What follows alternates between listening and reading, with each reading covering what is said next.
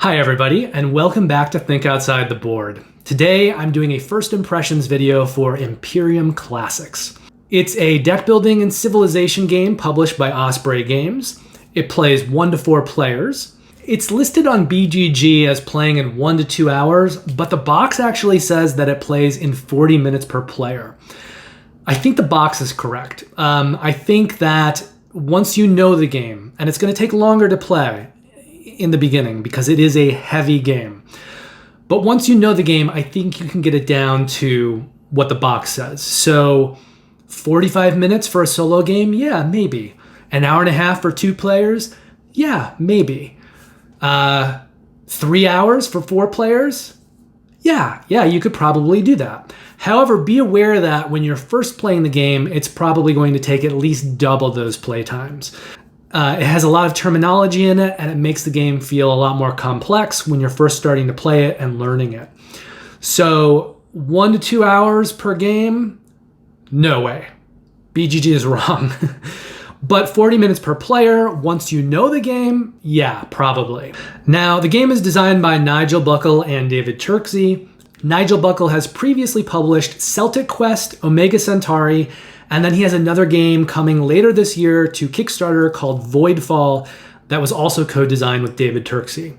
And David Turksey has previously designed Anachrony, Kitchen Rush, and Tekhenu Obelisk of the Sun. The artist on this game is Mihailo Dmitrievsky.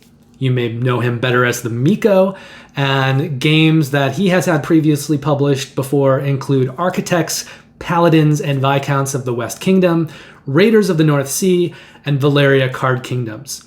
And finally, the game is published by Osprey Games, and they have previously published Cryptid, High Society, The King is Dead 2nd Edition, London 2nd Edition, and Undaunted Normandy. So the setup that you see right here is what the tableau, this is the main tableau for all the players, and the individual tableau for one player is going to look like before you actually create the various decks. So I wanted you to see what this looks like before I do that. So up here you've got the Fame cards. On the bottom you've got the King of Kings, and then you're going to take all of the other cards, shuffle them up, and randomly take 2 cards out so that you won't be playing with all of the cards every game. You'll have 2 cards less. It'll make it a little bit more mysterious. And then you'll shuffle up these cards, and you will place these on top of the King of Kings like that. The Unrest cards are all the same. Those you can just keep here in a pile. And then you're going to take a certain number of cards per player count. So in a 2-player game, you're going to take 6 cards out of, like, let's say the Regions deck. You'll deal 1 of the cards here face up to start the game, and the other 5 cards, you'll make a little mini draw deck here. Okay, and then you're going to take the rest of these cards and you will eventually put these in with the tributary cards. So right now these are the remaining regions and the tributaries. But the same thing that you did for the regions, you're also going to do for the uncivilized and the civilized cards. So in a 2-player game, you will take 6 of each of these. You'll put 5 in a mini deck, 1 facing up, and then the rest of them will go over here, and you'll shuffle all these cards together to make a huge deck. You'll put that here, and you'll put 2 cards out. Now, down here in the player area, all of the factions play a little bit differently, but they all kind of set up similarly. So most factions will start with a barbarian state.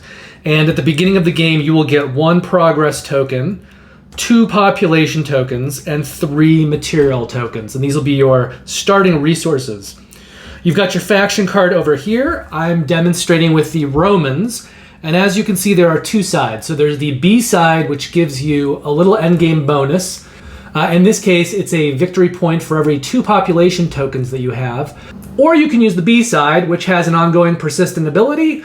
And then sort of in exchange for that, you have a different rate here for scoring at the end of the game. So if you're playing with the B side, you're going to get victory point for every 4 population tokens instead of every 2. Now there are little rules that are broken for every faction, but in general this is going to be true here. So you're going to take this card. It's got a different name for every faction. Well, some of them are different actual names, but I kind of just call it the leadership card. But this is a card you're going to put here. It's got the circle on it. These other cards have little half moons, so you're going to take these, you will shuffle these up, and you'll place it on top of the leader card, or whatever it's actually called in the faction that you are playing. Then you'll have a stack of these cards with the crosses in the back sides. Now these are development cards. I'm going to explain what all these cards do in a minute, but for setup, just know that this stack will be facing up, and when you do get to use these cards, you'll be able to shuffle through them and choose the one that you want. So they can really be in any order. You'll be able to select them how you want later. And then lastly, you're going to take all of the cards that are of your faction.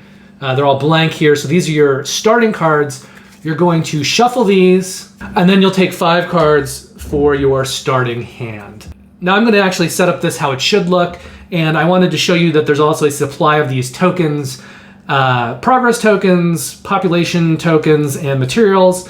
And you can see that each of them also has versions that are for a 5 and a 10. So that if you have a lot of any one kind of token, you can change them in for larger versions so that you don't have to have a ton of tokens taking up your state card over here. But I'm just going to push these aside while I get the rest of the decks ready. I don't think you need to see these for the rest of the demonstration here. So this is what the setup will actually look like before you start your game. You've got these cards displayed with 1 card in each of the 3 categories: civilized, uncivilized, and region. And any cards that have both an uncivilized and civilized icon on them are considered uncivilized. So you're going to take a unrest card and put it underneath every single card that's in the market except for regions. Regions don't get one of these underneath. And in general, these are bad. These clog up your deck. They will score you negative points at the end of the game, so you don't want to have them. But in many cases, you will have to take them if they are linked to a card that is in the market. But regions never get these. Also, at the start of the game, if you have any cards out, and you will always have 1, that are civilized and don't have any uncivilized icons on them as well. So in this case, it's only this 1 card because these 2 both have uncivilized icons on them. But for cards that just have the civilized icon, you're going to take a progress token and put it on the card. And then you're going to start the game. And from here, it's a very kind of simple series of mechanics. There's just a lot of terminology in the game that's kind of complicated, and when you're starting to learn the game, makes the game feel very, very heavy. But the actual cycle of play is not that complicated. So I'm going to start off with 5 cards in my starting hand. And on my turn, I'm going to be able to take 3 actions. Now, players on their state card will start with a progress token, 2 population tokens, and 3 materials tokens. They'll also start with 5 of these exhaust tokens. So occasionally you're going to have cards that will have an exhaust action on them. And those are cards that you will build into your tableau, and then once they're in your tableau, you will be able to place one of these exhaust tokens on them every time you have a turn, if you want, and it will exhaust that ability and you'll be able to do that thing, and it's sort of a bonus action. But you can only take up to 5 of those per turn. And then at the end of your turn, the exhaust tokens will come back and go here. You'll also have 3 of these action tokens, and these will be what you're using to take actions. So every time I take an action, I'm just going to take one of these action tokens off of my state card and place it somewhere else, just so that I know I've taken an action. In the beginning of the game, it's not that necessary. The actions are relatively simple, but later in the game, the actions can become more complicated, and certain actions can lead into other bonus actions. So it's good to be doing this just so you know how many actions you've actually taken. And so now I have 5 cards, and I can sort of pick actions from these cards. Occasionally you'll have a card that says a free play, in which case it doesn't cost an action. You can just play that, and then you'll place it into your discard. Sometimes there'll be cards that say solstice on it, like this one. So what that means is, once that is in your tableau, kind of like those cards with exhaust actions, you can activate the solstice action at the end of every round. Once it kind of goes around and comes back, this is called the solstice card.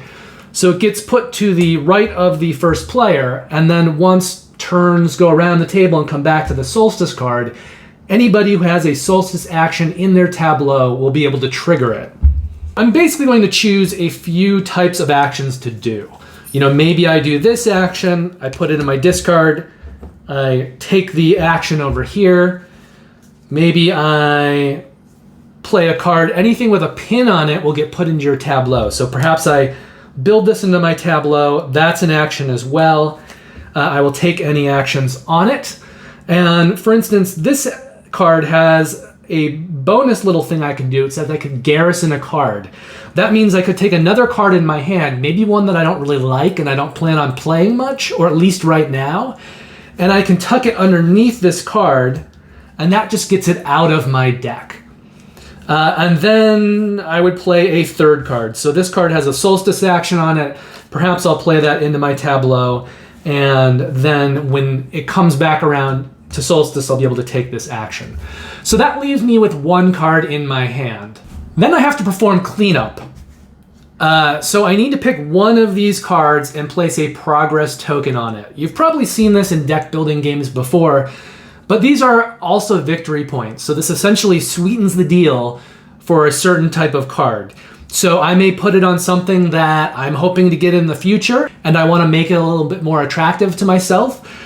Or I could place it on a card that I want an opponent to take, maybe to lead them away from a card that I want to take. Or finally, maybe I want to put it on a card that I don't want to go away because I'm also going to need to exile a card.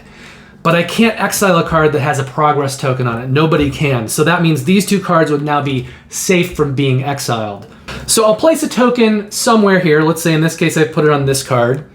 Then all of my action tokens I've spent during the round, I'll replace on my state card. Also, any exhaust tokens that I'd spent during that round will be returned. Then I'm going to decide whether I want to keep this card or not. Now, at the end of your turn, you're going to draw back out of your draw pile up to 5 cards. And in general, you're going to progress your civilization a lot faster, the faster you can cycle through cards. So unless this is something that I really want to play, it's in my best interest to probably discard that. And then I will draw up 1, 2, 3, 4, 5 for my next turn. Now, it didn't happen this turn for me because there are 10 cards to start in this deck. But if I ever went to draw my 5th card, or at any point during my turn, if I went to draw a card and I couldn't do it, I'm going to get to take one of these cards. And these are generally more powerful, better cards. So what I'll do is I'll take my discard over here, I'll put this into my discard, and I'll shuffle this up like you would in many deck building games, and this will now become my new draw pile. The other thing I'm going to do is whenever I do this on my turn, I'm going to put an exhaust token on that because I can only do this once per turn. So this will indicate that if for some reason I manage to cycle through this deck again on the same turn, I won't be able to add another one of these cards in the same turn. But at the end of my turn, once I'm done, this will go away. Now, over play, what's going to happen is every time I cycle through my deck, each time one of these cards is going to get added on, to my discard pile and put into my hand. Now, after I go through all of these cards, I'm going to be left with this card, each time I'm cycling through. When I get to this card, I'll do the same thing where I'll add it to my discard pile, but something special is going to happen. This card here, my state card, is going to flip over. And I'm going to go from being a barbarian state to an empire. And I'm sort of civilized now.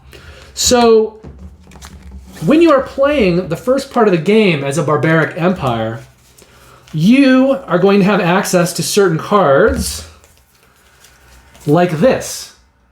Once I become an empire, I can no longer play these cards, which means I'm going to want to garrison them under cards, or even better yet, some cards will allow me to put other cards into history.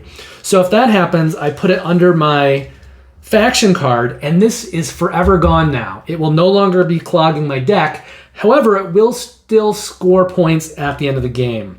So as I become an empire, I'm going to want to get rid of all of those barbarian cards and put them in my history so they won't be clogging up my deck. Also, once I'm an empire, I now can play these cards with the empire symbol on them. Earlier in the game, when I was a barbaric nation, I couldn't play those cards, which means early in the game, you're probably not going to want to pick up these empire cards because they're going to just clog up your deck. Whereas once you become an empire, now you want those cards, and at the same time, you're trying to get those barbarian cards out of your deck. And the game will go on like that. And now each time I cycle through my deck, now that I'm an Empire, I am going to get to look at these cards, and I can pick one. And I will have to pay a cost to develop these. And the cost to develop these is going to be some combination of population and materials tokens. So I'll look and see what I have to spend. I'll find a card that I can cover the costs for. And generally, these cards all have victory points on them as well, so I may want to target the cards that have the most victory points, because I won't score it if it's still in this development pile. So I'm trying to get the best cards out first. Sometimes that means the cards with the most endgame scoring. Sometimes there's just really powerful cards that I want to get out.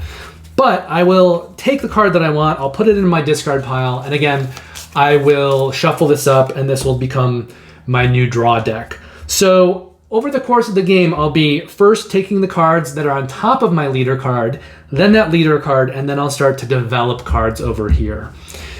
Now there are several different endgame triggers, and the game will keep going around like this until they are triggered.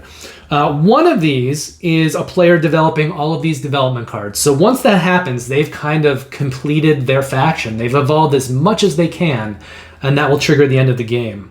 Also, most factions have a card called Glory. And when a player plays a Glory card, they have an option to take 3 region cards that are in their tableau and remove them, put them in the discard pile. You have to have 3. And then you get to take a look at these very powerful Fame cards. And you're going to take the top 2, you'll look at them, you'll pick one, it will go into your hand. And these cards generally have the most powerful abilities and highest endgame scoring in the game. So you will want to get regions out, and then once you get your Glory, you'll pull the regions off, you'll get one of these cards. If ever these cards are all taken away, so they've all been claimed by players, and then a player activates this King of Kings card, that will also trigger the end game. These 3 types of cards, the regions, the uncivilized, and the civilized cards, when these are taken, they will refill from their individual decks. When these decks run out, they'll refill from the main deck. And when these 2 kinds of cards run out, they'll refill from the main deck. If ever this main deck is exhausted, if it runs out, that will trigger endgame as well. Now, whenever endgame is triggered, you will complete the round. So you'll complete players playing until you get back around to the Solstice card. You'll perform the Solstice, and then you'll do another entire round and activate a Solstice, and then the game will end. And at that point, whoever has the most points on all of their cards will win the game. Some cards just have a certain number of points on them. A lot of these cards have 1 or 2 points. The Fame cards and the development cards have a higher number of points per card. And then there are also cards you'll find that have an asterisk on them that can score a random number of points depending on what else you've done. And generally those asterisk cards will max out at 10. So the most that you can score is 10. Usually these cards have to do with collecting other cards that have a certain kind of icon on them, or these materials or population tokens. Now there's one more way that the game can end, and that is if these unrest cards ever go away. They will kind of refill throughout the game because players will have some in their hands and in their inventories, and they'll be trying to get rid of them. There are ways to get rid of them, and when they do, they'll go into this pile. But if this pile is ever exhausted, civilizations collapse, and that is essentially a bad ending to the game. What that means is points are not scored. You will just look and see which player has the least unrest cards amongst their cards, and they will automatically win the game. So the point system just defaults, it goes away, and whoever has the least unrest cards wins the game. Now, in general, that is how the game plays, whether you're playing 2 through 4 players. There are 8 different factions in Imperium Classics, so there's a good amount of variability. There's also Imperium Legends, and that game has 8 more factions, and in general, those factions are a little bit more complicated. But when you grow tired of Classics or you need something more, you can get Legends, and then Legends will give you more factions, more variability, more ways to play the game, because every faction operates very differently and has rule-breaking cards. However, before I finish this, I wanted to just show you the solo mode a little bit. And to do that, I'm going to take away my faction cards and just put the solo stuff up here. So if you're playing solo, you still will have this setup for one player for yourself, but you will have a similar setup for the AI, and they will be using one of the other factions in the box, and they will set up this very, very similarly, with a few exceptions, and I'm going to go over those right now. Okay, so I've selected the Persians to show you how to set up the AI deck. So you're going to do the same thing with the Persians. You're going to take their faction card. I'm going to use the B side. I'll just place it here. I've got my state card for them. I've got all their starting cards here, these plain purple cards. And I'm going to do the same thing that I normally would do. I will shuffle these up, place them here. This, however, is a little bit different. So you're going to take these development cards. These are the ones that normally you have to pay, and you only use these after you've become an empire. So you're going to take these and you're going to stack them with the lowest cards on the bottom face down. So the 2 card will go on the bottom. This is another 2 victory point card. This is a 3, another 3, a 4, another 4, and then an asterisk card for the AI always will score 5 points, just flat. So you'll place that down. So that is the highest scoring card. Then you'll take their leadership card, the one with the circle on it, and you'll place this here face up. And then you'll take all of these cards. These can be random. You'll just shuffle them up and you'll place them here. And now when the AI cycles through its deck, it will always take the top card. And the idea is that when it gets to those development cards that are underneath the leader card, each time it's taking the card with the highest VP on it. So that's how the AI will progress through its deck. And the other thing, I like to also take 1 exhaust token for the AI, so that way if the AI takes a card during its turn, I put that on there and I know that it also cannot take a second card during the same turn. But it doesn't need the action tokens the way that the player does, because instead of doing normal actions, you are going to take the solo book, and it has a grid, a different grid for every faction. And when you play a card, you will simply start from the top and go down and find some kind of thing here that refers to that card, and I will activate the highest one. And when the faction is in a barbarian state, so we're actually looking at the Persians. Let me show you the Persians. So when the Persians are in a barbarian state, you're going to be looking at this part of the grid. When they advance to the empire state, you will then use this part of the grid to choose their actions. Now there's a system about how to do this. I'm going to pull these cards off camera just to show you, but I'm going to be pulling from the AI's draw deck. And what I'm going to do is just place cards out here in order, like this. And the rest of the cards will then go off camera in the AI's draw deck. So whenever it is the AI's turn, you're going to take a die that is provided by the game. You're going to roll it, and then you will place the die over the card that you've just rolled.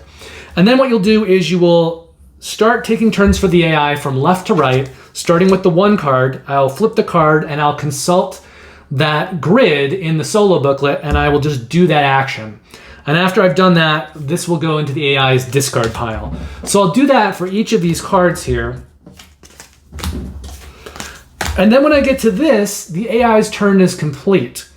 And since the AI can't choose a progress token to place out like a human player, it will be determined by them by the die. So in this case, the progress token would go on this region card. And then this card would slide down here. That will become the first card for their next turn. The die will go away. And then you will refill the rest of the tableau from the AI's draw deck. Now, once you've run through the AI's draw deck, you will do the same thing that you did with the cards for the player's faction, where you will take one of those cards from their development deck. You'll put that into their discard, you'll shuffle it up, and they'll have a new draw deck. Now, there are 5 different difficulties that you can actually play on. Now, what I've just described to you is the medium difficulty of the game. It's sort of the default difficulty. But there are 5 different difficulties. So if you're playing on the easiest difficulty, which is called the chieftain level, you're not going to have a card here. You're just going to put another exhaustion token there, and that means when the AI rolls the die, he's going to be taking between 3 actions Or if he rolls a 5 or a 6, 4 actions on his turn. So if you roll a 1 through 4, you're going to stop that action as normal. If you roll a 5, you won't stop anything, but you still will get a progress token placed out there at the end of his turn. So if you're playing difficulty level 2, which is the Warlord, you're going to do this exactly the same. But after you've done this at the start of the bot setup each time, you're going to take 1 card from the top of the bot's draw deck and move it to the bot's discard. So it'll make it a little bit more difficult. Then if you're doing the 3rd level difficulty for the solo game, called Imperator, you will have this card in here and you'll play these rules as I explained previously. If you're doing difficulty level 4, which is called Sovereign, you're going to play the same way, except now, like the player, the AI is going to get some starting resources. They will get 3 materials, 2 population, and a progress token, just like the human player. And at the end of the game, they will score 1 point for every 5 of these tokens that they have. Normally, players score 1 point for every 10 of these tokens, but the AI will score 1 point for every 5. And then, finally, if you're playing the 5th level, the most difficult one called Overlord, all of this will work the same, except you are now going to have a 6th spot. And this spot will also be populated with a card from the AI's draw deck every turn. Now you realize as we've increased the difficulty level for this game, we've gone from the bot being able to take 3 to 4 actions per turn, now being able to take up to 5 actions per turn. The bot won't take 6. You're still going to roll the die for the bot, and it's going to block an action. So that means at the highest difficulty level, instead of taking 3 to 4 actions per turn, the bot now will be taking 5 actions per turn, always, because the die will always cover 1 action. But the difference here is that if the bot happens to place a 6, you won't get a progress token put on the unrest cards. Rolling a 6 will prevent more progress tokens from coming out, but the bot will still be taking 5 actions per turn. So those are the 5 different levels of solo play. And if you decide that you want to do a campaign, you will choose a faction, you will play that faction throughout the entire campaign, and you'll start the campaign at the easiest difficulty level. And then each game that you win, you'll graduate to the next highest difficulty level. So over the course of your campaign, you will hopefully win 1 game at each difficulty level of the solo game. Now, anytime that you lose a game, you will be able to double the amount of tokens that you start with. So instead of getting 1 progress token, 2 population, and 3 materials, you'll get 2 progress tokens, 4 population, and 6 materials. But that will only happen once. So if you play the same faction multiple times, or if you lose multiple times, you're not going to double that each time. You just will have 2, 4, and 6 following a loss instead of 1, 2, and 3. And if you win a game, you will advance the level for your next game, and you will also choose either 1 card that you collected throughout the game, not the fame cards and not the development cards, but cards that you picked up from the regular market. And you'll be able to start future games in your campaign with that card in your draw deck at the beginning of the game. Or you can find a bad card that you normally would start with, maybe an unrest card, and you can remove that from the game. So you're either going to remove a bad card that's in your starting deck, or you're going to add a good card that you acquired from your most recent game, and that will go into your starting deck permanently for the rest of the campaign. That means by the time you've won 4 games and you're going for your 5th win, you will have some combination of either 4 bad cards removed or 4 good cards added into your starting deck. Also, if you happen to lose a total of 4 games over the course of your campaign, you lose the campaign. So when I played my campaign, I won 5 games, I lost 2. If I had at some point lost 4 games, the campaign would just have ended. But that in general is the way that the solo game works and the sort of tweaks to the solo game from the regular game. It's remarkably similar though, and it plays much the same way. And I think they did a very good job of designing the AI so that you have different variability levels in it, different difficulty levels, but such that it still plays in a way that feels very true to the game, and as a player feels like you are having a very similar play experience compared to when you're playing in multiplayer. So these are going to be much shorter. I didn't show you everything about the game when it was on the table. There are some things that I'll talk about a little bit later, like some of the verbiage and the terminology, and I didn't go through all of that on the table just because I'm trying to keep these videos shorter. I'm also not going to do a full review like I would with a full teach and review. However, I have played Imperium Classics enough that I think I'm almost ready to do a full teach and review. I've played the game solo 9 times. 2 of those times were just one-offs. I think once was with the Romans and once was with the Persians, maybe. And then I played a 7-game campaign with the Celts. So 5 losses, 2 wins. I've also played the game with my fiance Kristen, a 2-player game, and I've played a 3-player game with a couple of my friends. So I've played the game quite a bit. However, it has 8 factions in it, and I think before I were to do a full teach and review, I probably should have some experience with all 8 of the factions, and I still don't. But I know the game very well, and I know the mechanics very well. So let's talk about a few elements.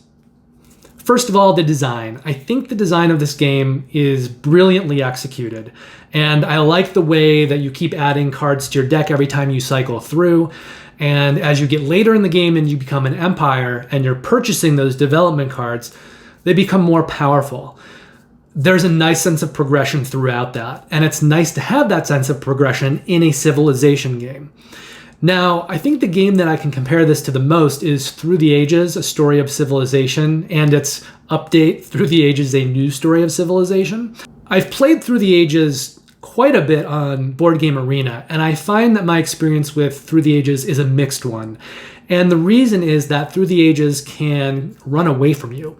You could make choices early on in that game, or you could just not get the cards that you need, and it can become very evident early on that there's nothing that you can do to win the game, but because it's a long game, you're kind of stuck. You're stuck finishing out a losing game that may go on for a couple extra hours. I don't think that is as much the case with this. Yes, Imperium Legends is a long game, and that is sort of beyond the complexity. So I think even once you have a handle on the complexity, it just takes a while to play the game. It takes a while to cycle through your deck all those times, add in all those cards kind of one at a time. It's not a short game. But I never get the feeling when I'm playing Imperium Classics that the game is already lost. I may notice that an opponent of mine is advancing through their cards more quickly, but I don't really know if they're doing things well in how they're acquiring cards and the kind of scoring cards that they're taking until the end of the game. So it never has that feeling where you're looking at their tableau thinking, oh my god, they've just run away with the game and there's no way I can catch them. That does not feel that way in Imperium Classics. I also really like the art. I'm a huge fan of the Miko anyway, but I think he did a really good job with these cards, and I like the design of the game. I like the fact that they didn't use a bigger box than they needed to. Santa Monica was a game where it's sort of a small card game, and yet they put it in this, big box, the same kind of big size box that most larger games are in. And there was no need for that. And so Imperium Classics comes in a smaller box. It's not a small box, but it's a little bit smaller than those bigger boxes. And it's exactly the size that it needs to be. So I like that. I like the fact that on the table, all you really need are those cardboard little lines showing you where the cards are going to go, and then you put the cards out. It doesn't need to be more than that. It doesn't need to be more than the tokens and the cards. They don't need a board for this game. They don't need a playmat for this game. Originally, it was going to go to Kickstarter, and that didn't happen. And then when Osprey picked it up, they just went straight to retail. That also means that price-wise, I think it's at a good price. It's $40 for MSRP, which is a very solid value for this game. And then if you pick it up on a discount somewhere for 20 or 30 bucks, it's a great value. And the replayability of this game is just phenomenal. I mean, you've got 8 different factions in the box and so much that you can play with that. And you've got a great solo mode, 5 different levels, campaigns that you can play that progress through those levels. And if you ever play Classics so much that it starts to get a little bit tired for you, you can go out and buy Legends and all of a sudden you've got 8 more factions. So I think there's a huge amount of variability and just kind of longevity in the box with this game. Now, there are several things that I didn't mention when I was kind of showing you the game on the table because there is all that terminology that you need to get through. But one example is there are certain cards that will give you the ability to acquire new cards. And sometimes there's two different costs, a higher and a lower cost. And sometimes you'll just get a card that allows you to get cards in different ways. So it might say that you can acquire a card. And often if there's two costs to get a card, the first cost is to acquire a card. So if you see that nomenclature of acquire, what that means is you're going to take the card that is out in the market along with the unrest card that is slotted underneath it.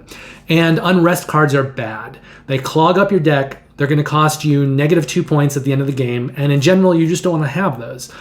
But if you're doing the cheap version or you're doing an acquire action, you generally are taking that negative unrest card with the card that you want. However, if you get a card action that says that you can break through, or if you get this, the 2 cost action to get a card, usually that second is a breakthrough.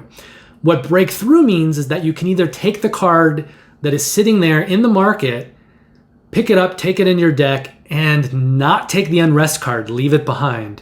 Or you can go to the deck above the market, riffle through it, and take the top card of the kind that you want. So if you're just taking a card from those smaller decks of region cards, civilized cards, or uncivilized cards, you're just going to take the top card. But if you're taking something from the main deck and you're breaking through from a card, you will riffle through that deck and you will take the first card of that kind, and then you will shuffle the rest of the deck to distribute the cards back, and just so that you don't know the order of things, and you'll get that card. And you will have gotten it without taking an unrest card. So there's a lot of terminology like that in the game.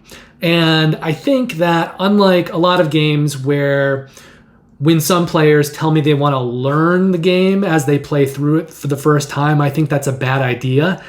This is one of the few games I don't think that's a bad idea. You're going to want to read the rule book ahead of time anyway, just as you normally would, but because there's all of that terminology, which can be confusing, I think if you then go and play through it and kind of have the rule book with you and look up the terminology when you need to, after a game or two, you'll be fine. And I think at that point, the game will go from feeling like a heavy game to feeling like a medium or a medium-light game. The terminology is really the only thing that makes that game feel as complex as it does. When you don't know the game and you're looking at it and you're trying to learn it, all of that terminology definitely feels like a barrier to entry. But you play it through, you kind of learn what everything does. You do it, as you're learning, as you're playing, it all makes sense. And the game should not feel that complex anymore. So I really like the design of the game. I really like the art. I like the Miko's art in general, but I think in this game, it's maybe even better than it normally is. I only really have 2 quibbles with Imperium Classics and I guess Legends at this point.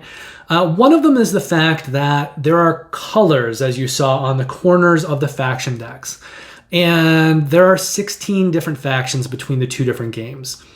And each faction has icons that it needs to designate cards as development cards, cards that go in your hand, your kind of leader card with the circle, your faction card, and those cards that you're going to be accumulating before the leader card when you're still a barbarian nation. So I don't think that they could use icons to mark factions different from other factions. They already have several icons that they're using to designate, different cards and what they're for. So they've gone for colors with the factions. And I think the problem there is that if you have 16 different factions between the 2 different versions of the game, they're having to reuse some colors. So you could be in a situation where in your game, some of the factions are playing with a light purple color and other factions are playing with a dark purple color. And then there are times in the game, like with those unrest cards, where you may be getting your unrest cards out of your hand and putting them back in the main part of the game. And then someone else could end up taking those unrest cards. And so when you put the game away, you may have someone with a dark purple faction that actually has some light purple cards that are now mixed in with their deck. And so you're going to need to separate those back out. So that's just something to be aware of. I wish there was a better way to do it, just because some of those colors can look similar. but I don't think there really is a better way to do it. My other quibble has to do with the packaging, and while I do like the smaller size of the box, this is a card game. This is a game you're going to be cycling through these cards constantly. So even if you're not someone who sleeves cards all the time, I really would recommend sleeving cards with this game. However, the insert that they've provided does not fit sleeved cards, and I think that's a huge faux pas for any game, but particularly for a game that is a deck builder and a card game. You're going to want to sleeve those cards. It seems very dumb to me to not have an insert that will fit with sleeved cards. So those are my kind of two minor quibbles with the game. Neither one is huge, and I think they're very small when you compare that to how good the game is and how much play and replay and utility and rule breaking and variability is in that game. Just know that there is a little bit of a color issue with some of the cards, and if you want to sleeve the cards, which you absolutely should, you're going to have to toss that insert. So that's unfortunate. Now, finally, I really like the game. I think it's a really good game. I am not sure what to do with Imperium Legends yet, which I also own, because I don't think I can do a first impressions video on Legends until I've played some of those factions, and I have not. I haven't even cracked open that box yet, because there's so much play in Classics. I also don't think I'm quite ready to do a teach and review for Classics because I do want to have experience with each of those factions. I think what I'll probably do is play a solo campaign with each of the 8 factions in the box, and when I'm done with that, I'll probably produce a full teach and review video. I do feel like I actually could speak to the game completely right now because I've played the game so many times already, but I do feel like I need to have firsthand experience with each of those factions before I do a full teach and review. So if you'd like to see a full teach and review of Classics, let me know down below. If you'd also like to see a first impressions video for Legends, which would be similar, but I would talk maybe about some of the different factions, let me know down below, and I can play the factions in Legends at least once each and have a feeling for that and at least do a first impressions video for Legends. But all of that said, while I haven't played all of the factions in either box yet, I know I really like the game. I've certainly had enough play with it after 11 games to know that this is a great game with a lot of replay value. So that said, right now for me, this game is going to get a score of 9. And I can also tell you that at this point in time, Imperium Classics is number 4 on my top games of 2021. So that's going to be behind Sleeping Gods and then Kanban EV and Dice Throne Adventures. So number 4 for me right now of 2021 is Imperium Classics, and I'm giving it a 9. Just a quick reminder, please remember to like and subscribe down below, especially if you liked the video and you think it helped you in some way. And that will help me grow the channel and sort of indirectly help me to be able to continue making content into the future and expanding the kind of content that I'm making. So thank you very much for watching. Take care. I hope you're having a great week, and be looking for my next videos, which will be a first impressions video for Embarcadero and Kemet Blood and Sand. Also, later this week, you'll see the premiere of a new Kickstarter weekly video. This one will feature games that are funding between August 30th and September 5th. And then finally, around the end of the week, Friday or Saturday, you will see the publication of my July Games of the Month video. So keep your eyes peeled for all of those, and I will see you very soon. Take care. Bye.